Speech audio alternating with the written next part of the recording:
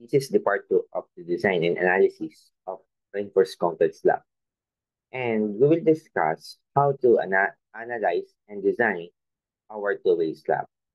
We know already that to determine if the slab is two-way if the value of L over S is less than or equal to 2.0. So the concept of the designing of two-way slab is also the same from one-way slab. All of the formulas will be the same, but the only difference is how can we determine the designing moment to design our two-way slab? So we will use one of the methods in determining the designing moment by using the moment coefficient method for two-way slab.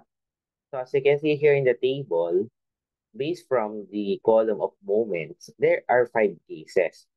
So these cases tells us what is the condition of your slab based on its position. So to determine how or to understand how these cases work, let's have an example. For example, uh, in case 1, according to this, it is interior panel. To determine if it is interior panel, here is a floor plan, example of floor plan. As long as all of its side of your slab, all of the side of your slab is continuous, pag sinabing continuous, meron siyang katabing slab. Halimbawa, this slab, let's name it as slab 1. Slab 1 natin is continuous on this side. This is also continuous, and on this side. So therefore, pagka continuous lahat ng side ng ating slab, that is considered as case 1. Ito yung interior panel na tinatawag natin. So we can add more category here or another description for case number 1 that all edges are continuous. Okay, then other cases defines the edge of your slab that is discontinuous. So let's define other slab here in the floor plan. So let's say this is slab 2, this is continuous on this side, continuous also, and continuous. But on this side, hindi na siya continuous, discontinuous. So there is one edge, discontinuous. So that, what case yung ating slab 2? Sabi, one edge discontinuous. So under case 2 siya, yung ating slab 2. Okay? Next. How about this slab? Let's say this is slab 2. This is continuous on this side, continuous, but on the two side or two edges of your slab ay discontinuous. Wala na silang katabing slab. Therefore, that is under case number 3. Two edges continuous.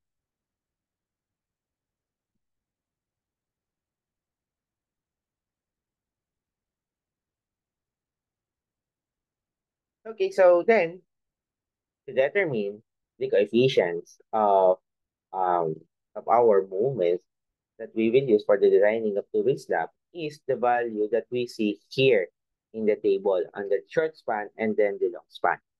So when we are trying to identify yung coefficients natin, so we need to find out the value of M. Yung M natin is just the reciprocal of the value of L over S, or meaning that is S over L. So what's the meaning of these values that we see above of the table under the short span?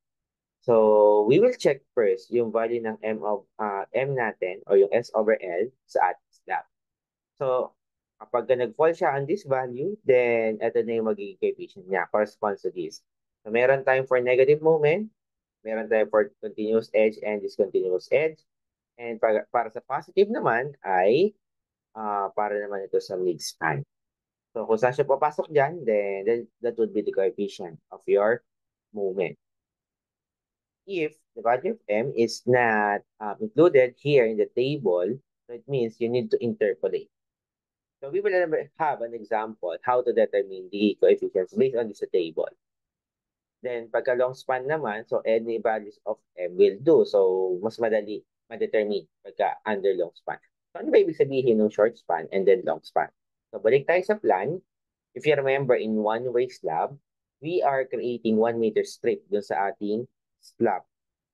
Since two-way slab ang pinag-usapan natin, so there are two-way action na gagawin natin dito. So pag sinabing short span, that is a 1 meter strip. 1 meter strip that is parallel to your short span. Okay?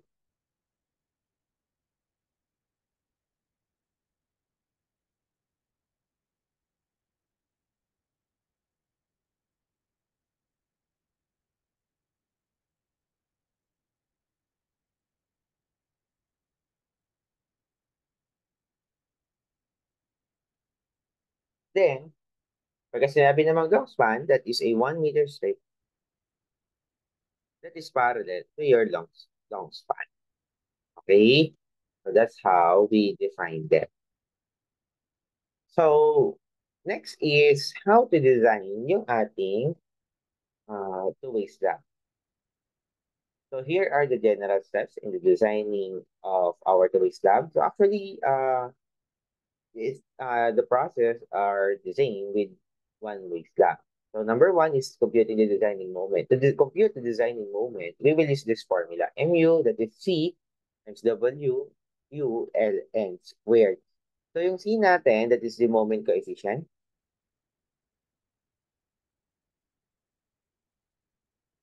Then yung WU, that is equivalent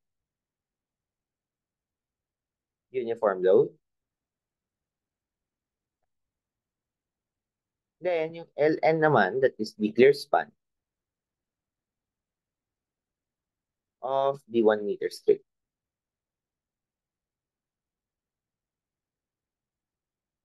Then, after computing our designing moment, then compute for the flexural resistance factor RU, assuming that reduction factor I 0.9.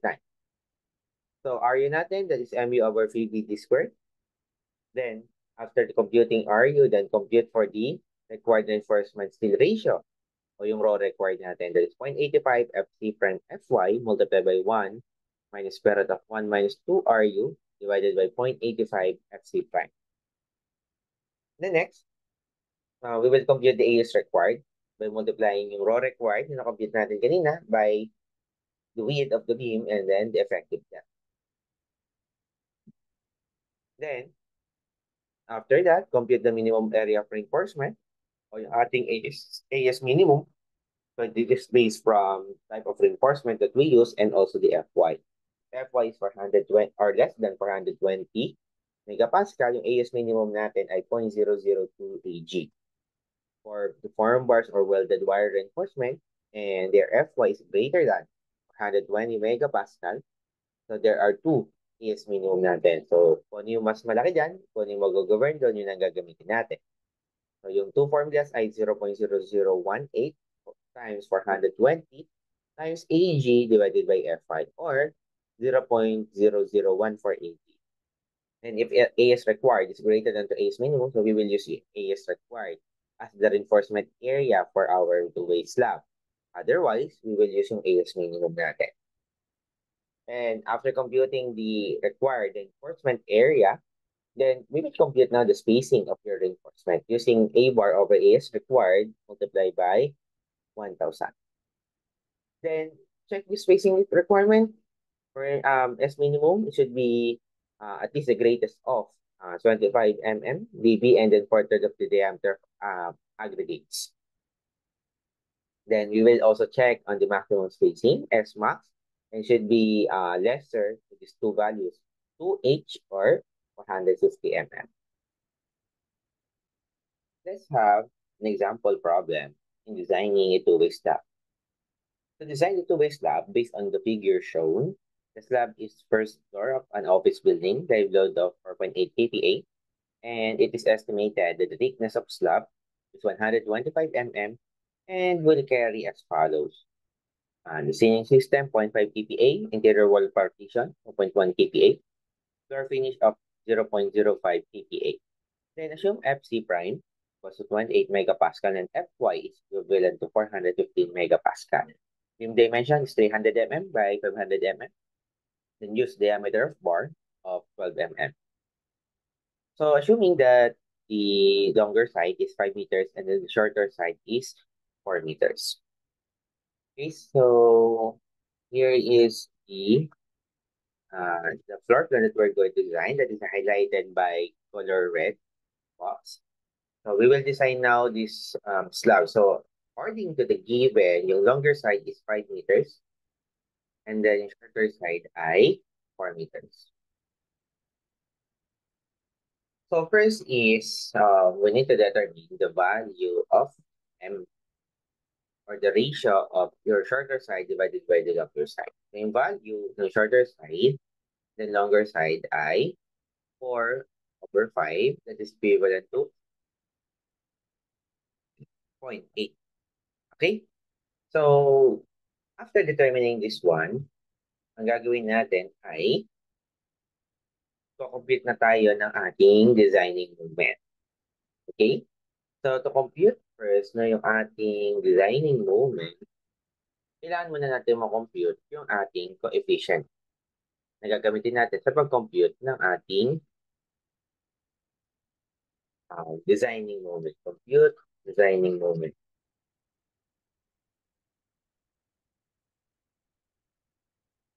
MU. So, in designing of moment, dalawa yung criteria na gagawin natin. We need to design or we need to calculate first yung sa shorter span and then yung sa longer span. Assuming, no, lagay natin dito yung sa shorter span muna. Shorter span. And nandito naman yung sa longer span.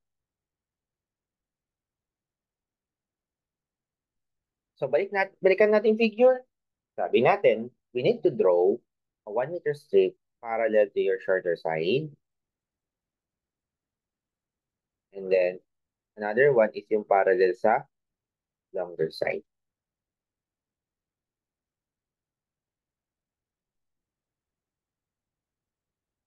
So, isipin ninyo, this is the beam. Ito yung parang equivalent beam niya.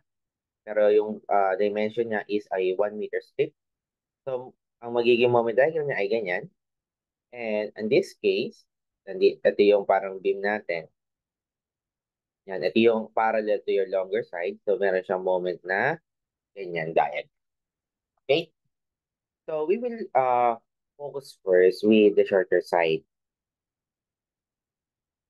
But now we need to determine first, ano yung gagamitin nating coefficient. So, we need to find out yung coefficient dito, at coefficient. Okay, so lagay tayo dito ng notation that una muna yung let's say yung left support na coefficient. Okay, so lagay natin ay CL, then mid-span coefficient, let's say CM, and then kailangan din natin ng right support coefficient, ICR. Okay? So, ito yung tinutukoy natin na CL, ito yung M, and then R. Okay? So, dito naman, siguro sa longer side, assume that this is bottom. Okay? Yung C ng bottom, ito ng C top, ng top, and then ito ay C ng midspan pa rin. No? Okay? So, ano lang yan, yung positioning lang para hindi lang tayo malito kung ano yung kinonsider natin. Lagyan natin dito, compute tayo ng top support, no? Top support coefficient or CT and midspan coefficient is CM and bottom support coefficient of CB. Okay, so focus muna tayo sa short span. So, punta tayo sa table ng ating coefficient. So, alamin muna natin anong case yung ating slab doon. So, balikan natin yung figure. Yung ating size or edge ng ating slab is, and dito ay continuous, continuous, continuous, but on this side ay discontinuous. So there is only one edge that is discontinuous. So therefore, this is, balikan natin dito. Yan. So this is under case number 2, one edge discontinuous. Okay, so balik tayo dito. Lagyan natin one edge discontinuous. Or ito ay case 1. Yan. Kung case 1 ito, pag-usapan natin sa shorter span. Ngayon, alamin natin dito sa ating support kung continuous ba or discontinuous yung support natin. So, alam natin, dito sa left side ay continuous, and then dito ay continuous din on the right side. So, therefore, balik tayo dito sa table. So, yung negative moment natin at support, no? So, ang consider lang natin ay continuous edge. Since wala tayong discontinuous edge, so hindi tayo titingin dito. Okay, so lahat na nandito values ay hindi natin papansinin. Next, di ba meron na tayong value ng M, which is equivalent sa 0.8. So, titingin tayo dito sa taas. Alin dito mga values na meron 0.8. So, hindi ito, pero ito yung values na hinahanap nating F, 0.8. So, 0.8, and then hanapin natin yung continuous edge na kinonsider natin. So, yung intersection nila is, ito, yung 0.05. So, therefore, yung coefficient natin dito is 0.055. So, ganun din dito. Kasi pareho silang continuous edge. So, therefore, lalagay natin dito na 0.055. Same also on this side. Okay? So, next is yung midspan coefficient naman. Balik tayo ulit sa table. So, dito lang tayo titingin no, sa positive moment at midspan. So, 0.8 pa rin yung M natin. So, yung kanyang coefficient dito ay 0.041. So, madali lang siyang gawin. Madali lang hanapin. As long as you can understand yung mismong geometry and yung position ng ating two-phase slab. So, lagyan natin dito ay 0.041. Okay? Next, dito tayo sa longer span. Sa longer span naman, check natin no, kung ano yung ating slab. So dito sa ating city, this is continuous. Na? And on this side, sa bottom part ay discontinuous. So ibig sabihin, we need to consider yung dalawang condition doon sa ating support. Balik tayo dito. Yan. So, case 2 pa rin tayo. So, sa long span, all values of M na siya. So, walang problema. So, ito yung continuous edge natin, 0.041.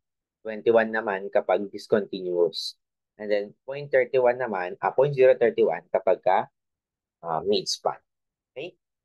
So, let's remember all of the values and lagay natin dito.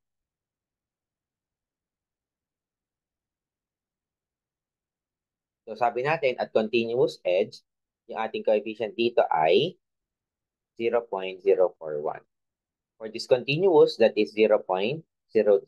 And for mid-span, 0.021. So, lagay natin siya dito. Sa top, 0.041. Mid-span is 0.021. And sa bottom part ay 0.031.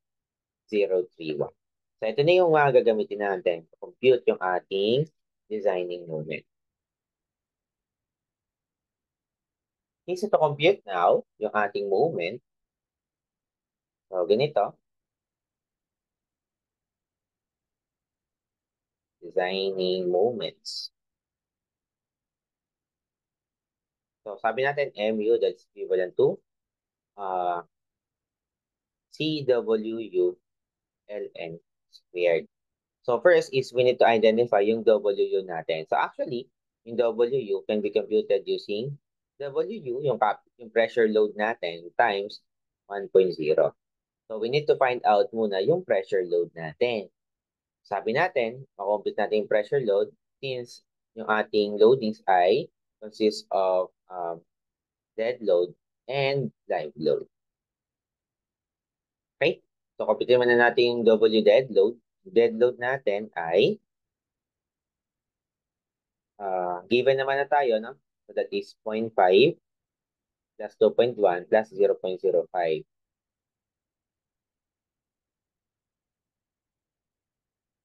Uh, 2.1 and plus 0.05. And don't forget, we need to add yung ating self-weight. So, paano nga natin kinocompute yung self-weight? Self-weight, that is equivalent to gamma of concrete times thickness of slab. So, yung ating unit weight of concrete is 23.5 times yung thickness ng slab na 125 mm. Therefore, this is equivalent sa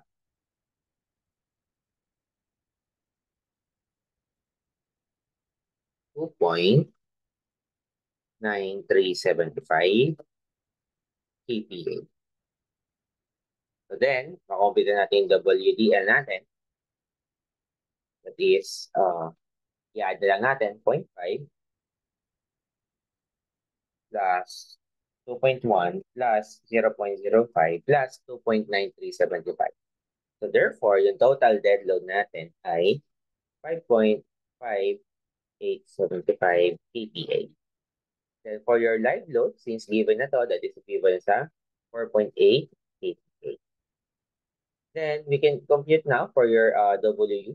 So that is 1.2 of 5.5875 plus 1.6 times 4.8. So therefore, yung value ng ating WU ay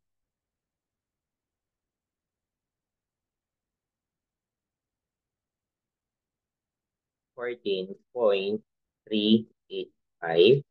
kPa. Isa ito na yung gagamitin natin for designing. And then also, yung W natin, it is just simply as W times 1.0 lang or 1 meter square. Times 1. So therefore, that is 14.385 kilonewton per meter. So ito na yung gagamitin natin, no? Pag-compute ng ating mga designing moment. So, dito, i-try dito ng compute natin yung sa shorter span muna. Shorter. So, meron tayong tatlong moment. So, yung moment on the left side. Then, meron din tayong moment at mid-span. And meron din tayong moment sa right side. So, yung moment natin sa left side is, sabi natin yung formula ay CWLN squared. So, dapat makuha muna natin yung LN natin, no? Yung shear span. So, balikan natin dito. Sabi natin, yung ating center-to-center distances sa longer side ay 5.0 and then sa shorter side naman ay 4.0. So, yung LN natin on the shorter side and then yung ating LN on the longer side is makompute natin by length minus yung beam width, no? Beam width. So, ganun din dito. So, yung length nito minus yung beam width. Okay, so computing natin. So, dito ko na lang lalagay yung ating shorter, ln of the shorter side. So, that is equivalent sa 4.0 minus, ano ba yung beam dimension natin? Beam dimension natin ay 300 mm by 500 mm. Therefore, minus 0.3. So, that is equivalent to 3.7 meters. For the ln of your longer side, that is equivalent sa 5.0 minus 0.3. So, that is equivalent sa 4.7.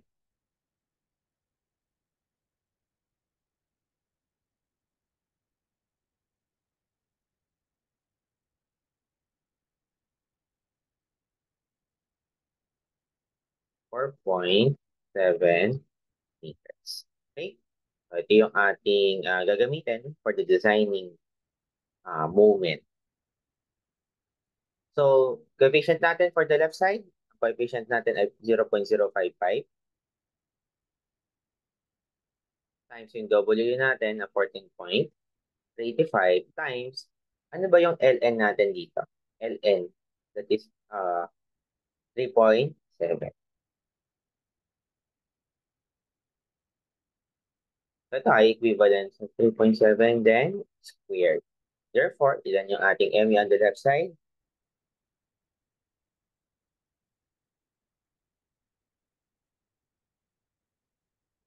That is 10.831. That's kilonewton meter. Okay?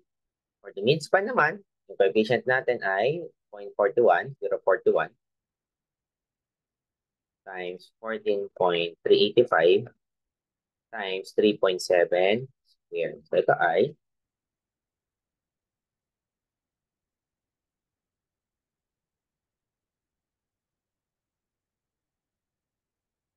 8.056 kilonewton meter. Okay? For the right side naman, since pareho lang naman siya ng left side, so yung value na makukuha rin natin ay the same lang dun sa movement natin on the left side. So that is equivalent sa 10.831 kilonewton. So ito na yung gagamitin nating pang-design ng ating shorter span. Then, para naman sa longer span naman, longer span, so yung meron tayong MU at the top. Meron din tayong MU at mid. And meron din tayong MU the bottom part. So yung coefficient natin dito ay 0.041 times 14.13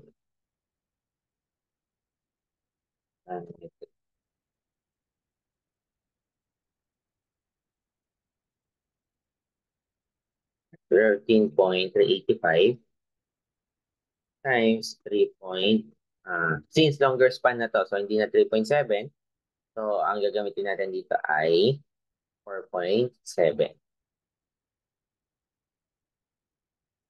4.7 squared. So ilan yung value?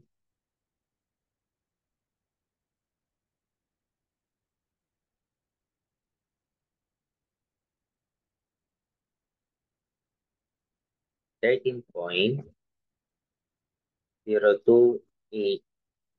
Yan. 28 kilonewton meter. Okay. So, dito kanina, mali yata yung ating MU sa mid. So, let's compute again. Yung tamang value dito ay 74. Yung gagamitin natin, 74. Okay, next. Dito naman tayo sa mid. Ito ay 0.021 coefficient and 14.385 times 4.7. So, yung moment natin at midspan ay that is 6.673 kilonewton meter. Okay, and then lastly, para sa bottom part naman, that is 0.031, then times 14.385 times 4.7 squared. The designing moment natin on the bottom moment is 9.851 kilonewton meter. Okay, so meron tayong longer span. So alam natin, no, yung LN dito ay 4.7. So meron na tayong designing moment, kompleto na. Then, we can start now computing yung ating reinforcement. So, dito na tayo mag-proceed na sa next step. No? Compute or RU natin. Okay, sabi natin, this is MU over PBD squared. Assuming that reduction factor I is 9.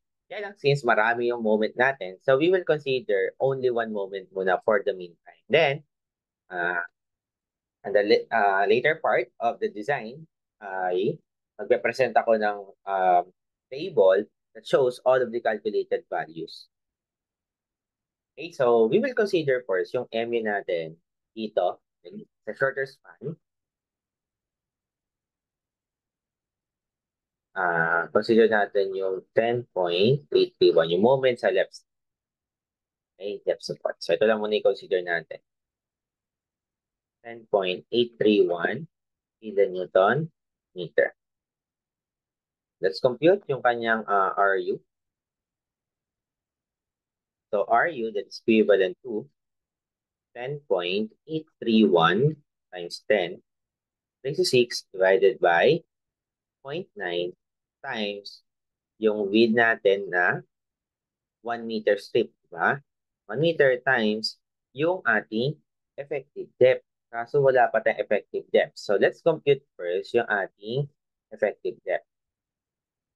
Sabi dito sa ating problem, yung thickness ng slab natin ay 125 mm. So, ito yung slab natin. Okay, 125 ito. Then, nandito yung reinforcement. So, sabi natin, yung effective depth daw ay mula doon sa centroid distance ng ating reinforcement. At alam natin that diameter nito ay 12 mm. Ano itong reinforcement natin? So, therefore, effective depth can be computed using 125 minus 20, that is a concrete cover, no? For the slab, no? 20 mm, that is for the slab. Common naman yan. Then minus kalahati ng ating reinforcing bar na 12 mm. Therefore, effective depth ay 99 mm. Okay? So, pwede na tayo mag-put dito. So, ito ay 99 and then square. So, yung area natin ay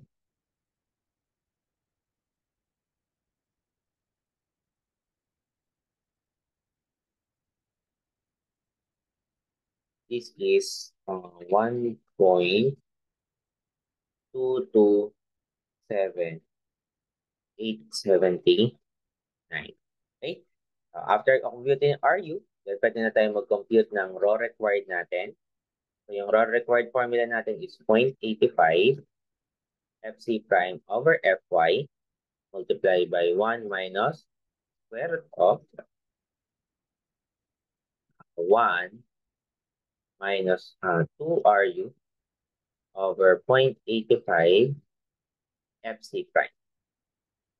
Substitute natin yung mga values, 0.85 times FC prime natin ay 28 megapascal and Fy 400.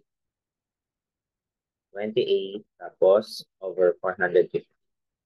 Multiply by 1 minus square root of 1 minus 2 RU. RU natin ay 1.227879 divided by 0.85 times 28. So yung ating raw required ay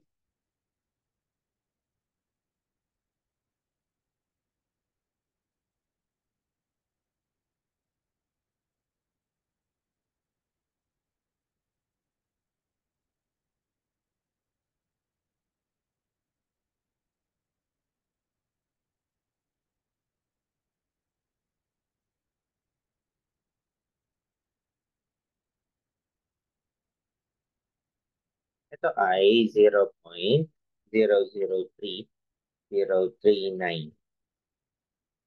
279. Okay, so ito na yung ating raw required. The next, pagkitin natin yung ating AS required. AS required is raw required times BD. That is 0.003039,279 times 1 meter strip times 99. Therefore, the value here is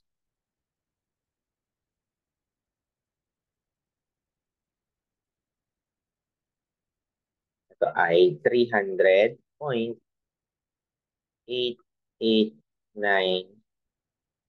mm squared. Okay? The next, compute naman natin yung AS min natin. Okay, since yung ating Fy ay less than 420 megapascal, so AS minimum natin ay 0.002 kg. So, therefore, that is 0.002. Yung gross area natin, sabi natin that is the AGI base times height. natin, no? Height or thickness of the slab. Yung base natin ay 1,000. Okay, then multiply by yung thickness ng slab na 125. So therefore,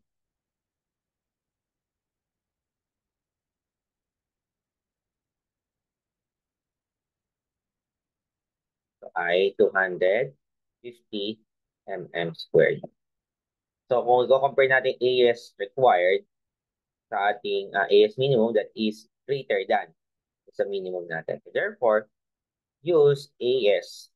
No, that is equivalent to yung ating AS na equivalent sa 300.88 mm squared. So after this, then we can compute for the spacing.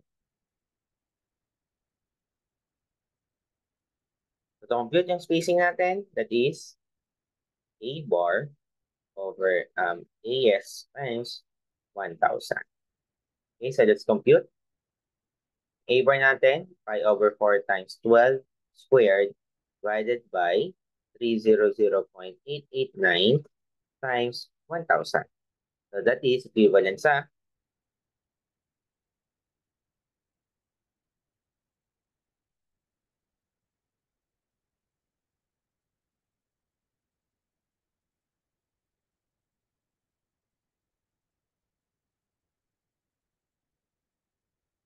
375.877 mm.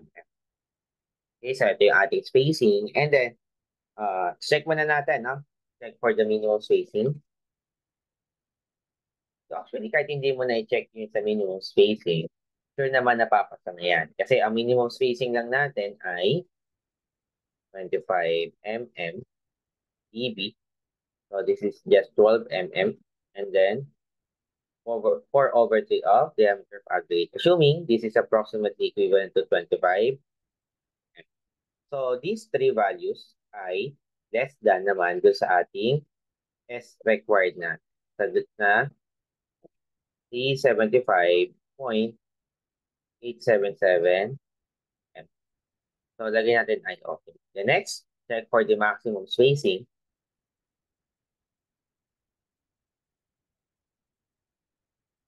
The maximum spacing natin, dalawa lang naman, 2H and 450 m. So ito ay 2 times 125. So this is equivalent sa 250 m. So upon checking with the three spacing na nakuha natin, so isa lang ang mag-go-firm, yung laging pinakamaliit na spacing. So therefore, ito yung gagamitin natin. Since yung S-max natin ay less than do sa ating S squared. No? Kaya use S that is equivalent to 250 m. So ito yung para sa moment pa lang on the left side ng ating circle span. And then, we will compute also yung sa iba pang moment para makuha natin ano ba talaga yung required spacing ng ating reinforcement. Here is the summary of all calculation of determining the spacing of your reinforcement for each moment from your shorter side tsaka longer side. So as you can see here, yung final spacing natin ay pare-pareho lang naman. So 250, 250, 250 yung ating mga spacing. So therefore, there's no problem with the designing of your slab. Madali siyang i-layout.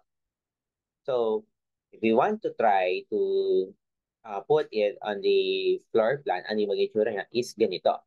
So let's draw yung ating reinforcement detail.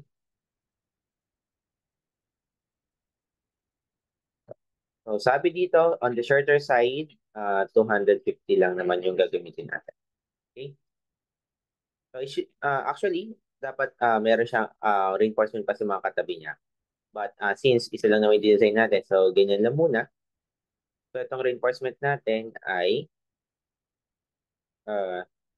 that is 12 mm diameter space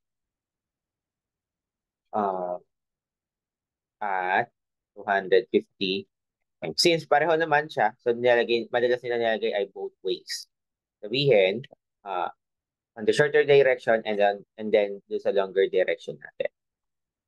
So that's how we design yung ating two-way slab. So if you want to design yung iba pang slab, actually pagka nagde-design naman ng slab, minsan hindi naman din-design nila na for every slab. Kasi una, mahirap naman kung iba-iba yung spacing natin for each slab. So ang ginagawa, hinahanap nila yung pinaka malaking slab, yung magbibigay ng malaking moment or designing moment. So yun yung mag-govern. Not unless if yung slab mo is hindi naman halimbawa, pagka yung slab mo ay halos pare-pareho naman yung mga dimension, hindi man nagkakalayo, kung may konting discrepancy man, napakaliit lang. So, okay na yun. Hanapin mo yung pinakamalaking dimension. But, kapag ang pinag-uusapan natin ay very different yung mga slab dimension natin sa floor plan. So, we need to analyze them one by one para malaman natin ano yung mas efficient and mas economic na reinforcement. So, that's how we design yung ating slab.